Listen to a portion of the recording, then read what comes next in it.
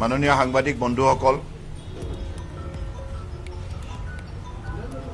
আপোনালোকে 2026 1 ফেব্ৰুৱাৰী তাৰিখে আমাৰ ভাৰত চৰকাৰৰ মাননীয় বিত্তমন্ত্ৰী নিৰ্মলা সীতাৰমণ ডাঙৰীয়ানীয়ে কেন্দ্ৰীয় বাজেট তেখেতে উপস্থাপন কৰে আৰু এই বাজেটৰ যোগেদি মাননীয় প্ৰধানমন্ত্ৰী নৰেন্দ্ৰ মোদী ডাঙৰীয়াৰ নেতৃত্বত আজি ভাৰতবৰ্ষই 2047 বাবে যিটো লক্ষ্য স্থিৰ কৰিছে সেই লক্ষ্যত উপনীত হোৱাৰ নিমিত্তে এই বাজেটে এক্সপ্ৰেছ ৰোড ইতিমধ্যে স্পষ্ট কৰি দিছে। কাৰণ একবিংশ শতিকাৰ এইটো ছেকেণ্ড কোৱাৰ্টাৰ অৰ্থাৎ 2025 পাছত 2026 আৰম্ভ হ'ল। 2026 পৰা 2050 অৰ্থাৎ এটা শতিকাৰ প্ৰথম কোৱাৰ্টাৰ আৰু এইটো ছেকেণ্ড কোৱাৰ্টাৰ প্ৰথম বাজেট আৰু এই বাজেটৰ যোগেদি 140 কোটি ভাৰতীয় নাগৰিকৰ আশা আকাংক্ষাক পূৰ্ণ কৰাৰ ক্ষেত্ৰত এই বাজেটে স্পষ্টভাৱে আজি দৃষ্টিভংগী দাঙি ধৰিছে আৰু এই বাজেটৰ ক্ষেত্ৰত আৰু এটা লক্ষণীয় দিশ যে এগৰাকী মহিলা বিত্তমন্ত্ৰীয়ে একে লেঠাৰিয়ে 9বাৰকৈ কেন্দ্ৰীয় বাজেট উপস্থাপন কৰাটো ভাৰতবৰ্ষৰ গণতন্ত্ৰত এটি এটা নতুন ইতিহাস ৰচনা কৰা হৈছে আৰু এগৰাকী নাৰীয়ে এই বাজেট মৰ্যাদা সহকাৰে উপস্থাপন কৰি আজি এই কথাটো প্ৰতিপন্ন কৰিছে যে নাৰী শক্তি কেনেধৰণে আজি ভাৰতবৰ্ষৰ বিকাশ যাত্ৰাত অগ্ৰণী ভূমিকা পালন কৰিছে আৰু এই বাজেটৰ যোগেদি এই কথাটোও স্পষ্ট হৈছে যে আমাৰ যিটো ষ্টেবল গভৰ্ণমেণ্ট আৰু চৰকাৰখনৰ যিটো শক্তিশালী নীতি আৰু চৰকাৰখনে 140 কোটি জনগণক আস্থা আৰু বিশ্বাসত লৈ মাননীয় প্ৰধানমন্ত্ৰী নৰেন্দ্ৰ মোদী ডাঙৰীয়াৰ নেতৃত্বত যেনেধৰণে সফলতাৰ আজি এটা প্ৰতিচ্ছবি গঢ় দিছে, ইয়াৰ ফলত ভাৰতবৰ্ষৰ সকলো শ্ৰেণী ৰাইজ উপকৃত হৈছে আৰু বিশেষকৈ এই বাজেটৰ যোগেদি লোকেল টু গ্লোবেল অৰ্থাৎ make in India made for the world Atmanirbhar Bharat নিৰ্মাণৰ ক্ষেত্ৰত স্পষ্ট কৰি দিছে। গতিকে আজি ইয়াৰ বাবে মই বিশেষকৈ মাননীয় বিত্তমন্ত্ৰী ডাঙৰীয়াক বিশেষভাৱে অভিনন্দন জনাইছোঁ। আজি অত্যন্ত দক্ষতাৰে এই মন্ত্ৰালয়টো পৰিচালনা কৰাৰ বাবে আজি বিত্ত মন্ত্ৰালয়ে যিবিলাক সংস্কাৰ নীতি প্ৰৱৰ্তন কৰিছে তাৰ ফলত আজি ভাৰতবৰ্ষৰ সকলো কৰ্মক্ষেত্ৰই আজি জিলিকি উঠিছে। আজি মই বিশেষকৈ গোটেই ভাৰতবৰ্ষৰ প্ৰতিচ্ছবিখনৰ পূৰ্বতেই মই ভাবোঁ যে উত্তৰ পূৰ্বাঞ্চলৰ বাবে আমি কি শুভ বতৰা এই বাজেটখনে কঢ়িয়াই আনিছে। এই বাজেটখনে উত্তৰ পূৰ্বাঞ্চলৰ বাবে স্পেচিয়েল পেকেজ 2 লাখ কোটি টকা অনুমোদন দিছে ফৰ কেপিটেল ইনভেষ্টমেণ্ট অৰ্থাৎ উত্তৰ পূৰ্বাঞ্চলে পোনপ্ৰথমবাৰৰ বাবে ইয়াৰ আন্তঃগাঁথনি আৰু লজিষ্টিক ডেভেলপমেণ্টৰ কাৰণে 2 লাখ কোটি টকা যি অনুমোদন দিছে ইয়াৰ পৰা আটাইতকৈ বেছি লাভান্বিত হ'ব আৰু আলফাৰ লগত যি চুক্তি হৈছিল এই চুক্তিৰ মৰ্মে 2023 চনত যিটো প্ৰতিশ্ৰুতি দিয়া হৈছিল ইয়াক তেখেতসকলৰ বিভিন্ন ধৰণে তেখেতসকলক সংস্থাপিত কৰাৰ ইয়াৰ প্ৰথমটো পেকেজ 500 কোটি টকা ইতিমধ্যে অনুমোদন জনাইছে। ইয়াৰ উপৰিও আমাৰ টিয়াৰ 2 আৰু টিয়াৰ 3 চিটি যিখিনি উত্তৰ পূৰ্বাঞ্চলত আছে, বিশেষকৈ গুৱাহাটী, ডিব্ৰুগড়, শিলচৰ, ইম্ফল আৰু আগৰতলা, ইয়াৰ বাবে চিটি ডেভেলপমেণ্টৰ বাবে 5,000 কোটি টকা অনুমোদন দিছে। ইয়াৰ উপৰিও national mental health institute Tezpur, ইয়াক এটা ৰিজনেল এপেক্স ইনষ্টিটিউট হিচাপে স্পেচিয়েলাইজ মেণ্টেল হেল্থ কেয়াৰ আৰু ট্ৰেইনিং আৰু ৰিচাৰ্চৰ বাবে বিশেষ ব্যৱস্থা লোৱাৰ কথা ঘোষণা কৰিছে। আৰু PM ডেভেলপমেণ্ট ইনিচিয়েটিভৰ ক্ষেত্ৰতো উত্তৰ পূৰ্বাঞ্চলৰ বাবে এইবাৰ 2,300 কোটি টকা অনুমোদন দিয়া হৈছে, যোৱাবাৰ 1,600 কোটি টকা আছিল। ইয়াৰ উপৰিও north east special infrastructure development স্কিমৰ বাবে 2,500 কোটি টকা অনুমোদন দিছে। NACৰ প্ৰগ্ৰেমৰ বাবেও 825 কোটি টকা অনুমোদন আছে। আৰু আগৰ যিটো খেতি, এই খেতি ইয়াৰ যোগেদি আমাৰ খেতিয়কৰ উপাৰ্জন বৃদ্ধি কৰাৰ বাবে ইয়াত বিশেষকৈ ভেলু এডিশ্যনৰ বাবে, এগ্ৰ প্ৰচেছিঙৰ বাবে, এক্সপৰ্ট চেইনৰ বাবে ভাৰত চৰকাৰৰ তৰফৰ পৰা বিশেষ ব্যৱস্থা লোৱাৰ কথা ঘোষণা কৰিছে। আৰু বুদ্ধিষ্ট আৰু আমাৰ বিভিন্ন ঐতিহ্য কেন্দ্ৰসমূহৰ মাজত এটা বৃত্ত গঢ় দি পেলাই অসম, অৰুণাচল, মণিপুৰ, মিজোৰাম, ছিকিম আৰু ত্ৰিপুৰা অৰ্থাৎ বুদ্ধিষ্ট আৰু হেৰিটেজ চাৰ্কুটৰ ক্ষেত্ৰতো এটা নতুন ব্যৱস্থা গ্ৰহণ কৰাৰ কথা ঘোষণা কৰিছে। ইয়াৰ যোগেদি আৰু এটা লক্ষণীয় দিশ যে বিশেষকৈ আমি সকলোৱে জানো যে ডনাৰ মন্ত্ৰালয়টোত 10% প্ৰতিটো কেন্দ্ৰীয় চৰকাৰৰ মন্ত্ৰালয়ৰ পৰা গ্ৰছ বাজেটৰী ছাপৰ্টৰ এলকেশ্যনৰ ঘোষণা কৰা হৈছিল। কিন্তু কংগ্ৰেছৰ দিনত 2004 পৰা 2014 তেখেতসকলে কেৱল প্ৰতি বছৰে 15,000 কোটি টকাহে দিবলৈ সক্ষম হৈছিল। কিন্তু ইয়াৰ পৰিৱৰ্তে আজি NDA চৰকাৰে মাননীয় প্ৰধানমন্ত্ৰী নৰেন্দ্ৰ মোদী ডাঙৰীয়াৰ নেতৃত্বত যোৱা 10 বছৰৰ ভিতৰত 7 লাখ কোটি টকা উত্তৰ পূৰ্বাঞ্চলৰ কাৰণে প্ৰেৰণ কৰা হৈছে। 7 লাখ কোটি। কংগ্ৰেছৰ দিনত 1.5 লাখ কোটি, কিন্তু আমাৰ চৰকাৰৰ দিনত 7 লাখ কোটি টকা অনুমোদন জনোৱা হৈছে। ইয়াৰ উপৰিও ডনাৰ বাজেটৰ বাবে কংগ্ৰেছৰ দিনত 2014 2,000 কোটি টকা দিছিল, কিন্তু আমাৰ দিনত এতিয়া NDA চৰকাৰে 6,812 কোটি টকা, অৰ্থাৎ ইয়াৰ পৰা 3 টাইমছ ইনক্ৰিজ হৈছে। চেণ্ট্ৰেল ডিভলিউশ্যন যিটো টেক্সৰ, যিটো আমাৰ বিভিন্ন ৰাজ্য চৰকাৰৰ সৈতে যিটো শ্বেয়াৰিং কৰা হয়, ইয়াৰ ক্ষেত্ৰত কংগ্ৰেছৰ দিনত 11,500 কোটি টকা দিয়াৰ পৰিৱৰ্তে বৰ্তমান NDA চৰকাৰে 2014 পৰা 2025লৈকে 49,725 কোটি টকা, অৰ্থাৎ 5 টাইমছ বিগাৰ। ইয়াৰ উপৰিও আমাৰ এনুৱেল যিটো ৰেলৱে বাজেট উত্তৰ পূৰ্বাঞ্চলৰ বাবে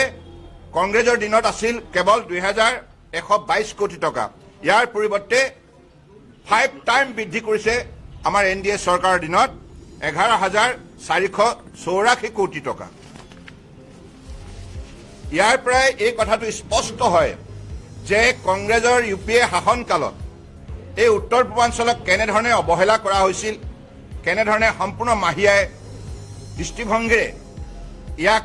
তেখেতসকলে পৰিচালনা কৰিছিল। কিন্তু ইয়াৰ পৰিৱৰ্তে মাননীয় প্ৰধানমন্ত্ৰী নৰেন্দ্ৰ মোদী ডাঙৰীয়াৰ বলিষ্ঠ নেতৃত্বত উত্তৰ পূৰ্বাঞ্চলক বিশেষভাৱে আজি 11 বছৰে সহযোগিতা আগবঢ়োৱাৰ বাবে উত্তৰ পূৰ্বাঞ্চলৰ প্ৰতিখন ৰাজ্যই ভাৰতবৰ্ষৰ যিকোনো এখন উন্নত ৰাজ্যৰ সৈতে এতিয়া ফেৰ মাৰিব পৰাকৈ নিজৰ আন্তঃগাঁথনি, অনুষ্ঠান, প্ৰতিষ্ঠান, বিভিন্ন ধৰণৰ সা সুবিধাবিলাক অত্যাধুনিক ৰূপেৰে আজি সজাই তুলিবলৈ সক্ষম হৈছে। উৎপাদনৰ ক্ষেত্ৰতো এই উত্তৰ পূৰ্বাঞ্চলে আজি বিকাশ যাত্ৰাত বিশেষভাৱে অগ্ৰণী ভূমিকা পালন কৰিছে।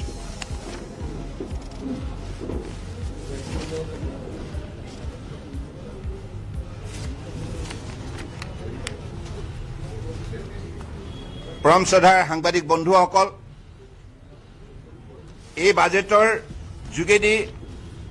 এটা কথা স্পষ্ট হৈছে যে আগন্তুক অমৃতকালৰ যিটো যাত্ৰা এই যাত্ৰাৰ আমাৰ যুৱ শক্তি এটা অগ্ৰণী ভূমিকা পালন কৰিব লাগিব কাৰণ ভাৰতবৰ্ষক এখন আত্মনিৰ্ভৰ ভাৰত হিচাপে ৰাষ্ট্ৰ হিচাপে গঢ়ি তুলিবৰ বাবে পৃথিৱীৰ আটাইতকৈ শক্তিশালী উন্নত ৰাষ্ট্ৰ হিচাপে গঢ়ি তুলিবৰ যিটো লক্ষ্য স্থিৰ কৰা হৈছে এই লক্ষ্যত উপনীত হ'বৰ বাবে আমাৰ ভাৰতবৰ্ষৰ গণতন্ত্ৰৰ মূল যিবিলাক ষ্টেক হোল্ডাৰ আছে আজি ইয়াত যুৱক যুৱতী আছে আমাৰ মহিলা আছে আমাৰ খেতিয়ক আছে আৰু আমাৰ যিসকল দৰিদ্ৰ জনগণ আছে গতিকে এই চাৰিটা ভাৰতীয়ক বিশেষভাৱে প্ৰাধান্য দিয়া হৈছে কাৰণ আমি বিশ্বৰ অন্যতম শক্তিশালী উন্নত ৰাষ্ট্ৰ হিচাপে নিজক যদি গঢ়ি তুলিব লগা হয় গঢ় দিব লগা হয় নিশ্চিতভাৱে ভাৰতবৰ্ষৰ 140 কোটি নাগৰিকৰ সমবিকাশ আমি সম্ভৱ কৰি তুলিব লাগিব আৰু ভাৰতবৰ্ষই যাতে আমি বিশ্ব বজাৰত আমাৰ যাতে প্ৰভাৱ সৃষ্টি হয় তাৰ বাবে যিমানবিলাক বিশ্ব বজাৰত লাগতিয়াল সামগ্ৰী আছে এই সামগ্ৰীবিলাক আমি ভাৰতবৰ্ষত উৎপাদন কৰি বিশ্ব বজাৰত আমি তাক বিক্ৰী কৰিম আৰু ইয়াৰ উপৰিও ভাৰতবৰ্ষৰ 140 কোটি জনগণৰ বাবে যিমানবিলাক আমাক অত্যাৱশ্যকীয় সামগ্ৰীৰ প্ৰয়োজন যিবিলাক বৰ্তমান সময়ত আমি বিদেশৰ পৰা আমদানি কৰি আছো সেই আমদানিৰ পৰিৱৰ্তনে আমি নিজেই দেশতে উৎপাদন কৰিম আত্মনিৰ্ভৰ হ'ম আৰু মাননীয় প্ৰধানমন্ত্ৰী ডাঙৰীয়াই কৈছে vocal for local local to global অৰ্থাৎ আমি আমাৰ উৎপাদন শক্তি বৃদ্ধি কৰি আমি ইয়াক উন্নত মানদণ্ডৰ সামগ্ৰী হিচাপে বিশ্বৰ বজাৰত ইয়াক আমি প্ৰতিষ্ঠা কৰিম আৰু কোনো কাৰণতে মাননীয় প্ৰধানমন্ত্ৰী ডাঙৰীয়াই এটা স্পষ্ট নিৰ্দেশনা দিছে যে আমি কোৱালিটি কম্প্ৰমাইজ নকৰোঁ কাৰণ কোৱালিটি উন্নত মানদণ্ডৰ গুণসম্পন্ন সামগ্ৰী হ'লেহে বিশ্ব বজাৰত আমি দীৰ্ঘদিনৰ বাবে আমি বৰ্তি থাকিবলৈ সক্ষম হ'ম কাৰণ quality construction quality production will be our main objective behind every production center, every manufacturing unit will never compromise this because without that quality construction, quality making of different item, it is not possible to sustain for a longer period in the global market. Because nowadays it is highly competitive market. In this competitive market, if we are to sustain, then we will have to create our credibility and acceptability. And creativity through credibility and acceptability with better quality will definitely make us sustain in the global market for a longer period. গতিকে সেইভাবে আজি এইখন বাজেটত আপোনালোকে দেখিছে যে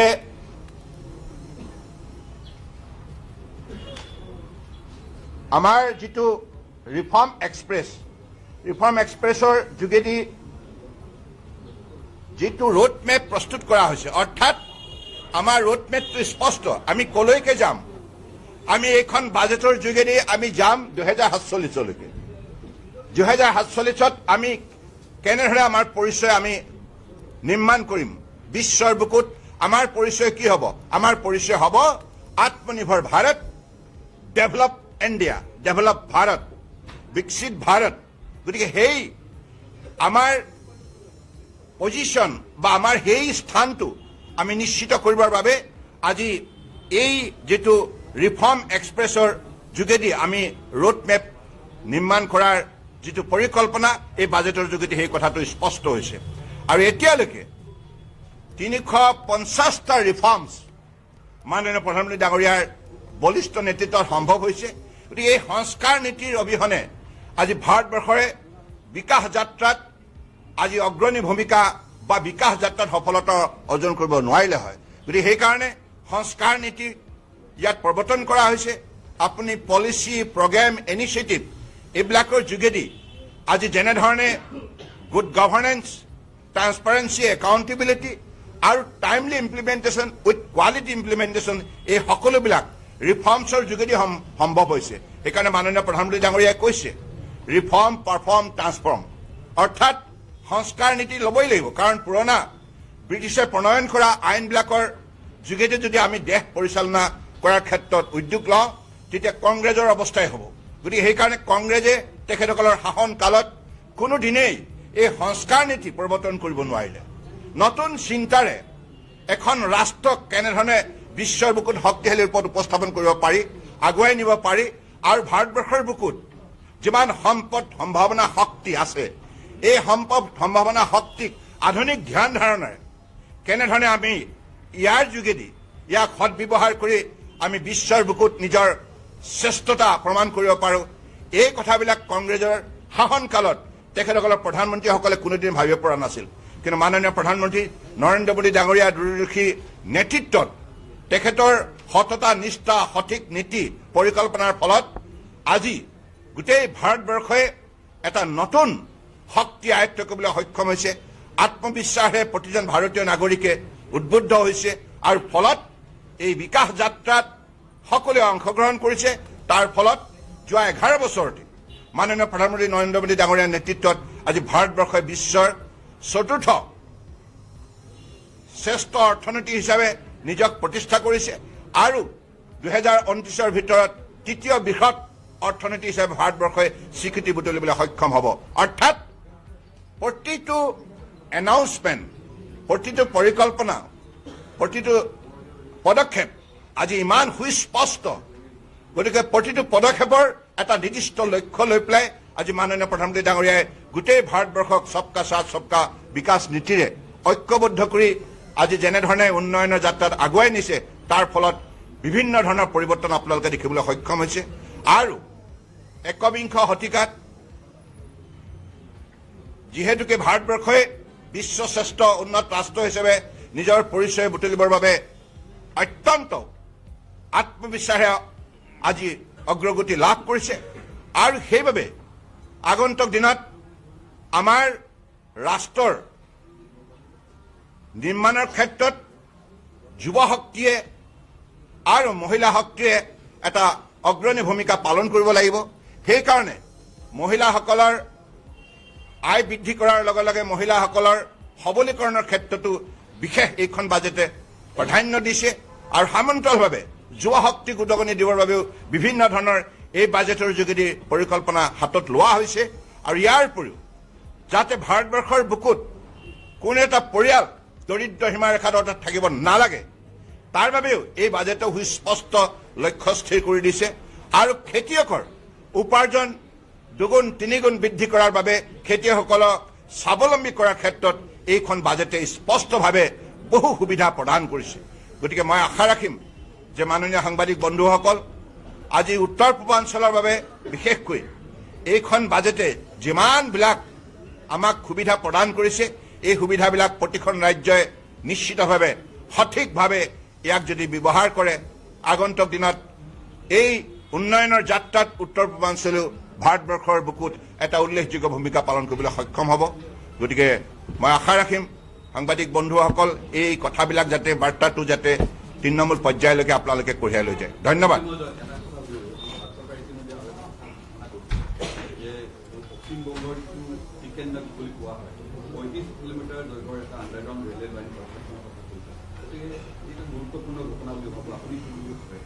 নাই নাই শুনক, ভাৰতবৰ্ষৰ আজিৰ তাৰিখত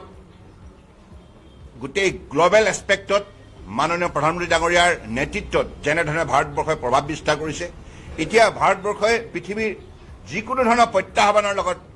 ইয়াৰ যোগ্য প্ৰত্যুত্তৰ দিবৰ বাবে আমাৰ সকলো ধৰণৰ শক্তি সামৰ্থ্য বিৰাজমান।